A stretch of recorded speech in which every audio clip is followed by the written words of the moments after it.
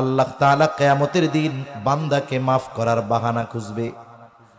কিয়ামতের দিন আল্লাহ তাআলা শুধু বাহানা তালাশ করবে, কেমনে আমার বান্দারে মাফ করতে পারি। আল্লাহ তাআলার বান্দার প্রতি এত মায়া, এত দয়া, আল্লাহ তাআলা চান না তার কোনো বান্দা জাহান্নামে যাক। আল্লাহ তাআলা বাহানা খুঁজবে। হয়তো বাহানা এমনও হতে পারে, আল্লাহ তাআলা ডাক দিবেন, ইয়া ইব্রাহিম, হে ইব্রাহিম। হাসরের ময়দানে এই আওয়াজ শুনে যত ইব্রাহিম আছে সব আল্লাহর কাছে হাজির। আল্লাহ তাআলা হয়তো বলবে, আমি ডাকছি আমার খলিল ইব্রাহিমকে, তোমরা আসছো কেন? বলে, আল্লাহ, আমাদের নামও তো ইব্রাহিম, আপনার জবানে আমাদের নামটা শুনে আমরা চলে আসছি।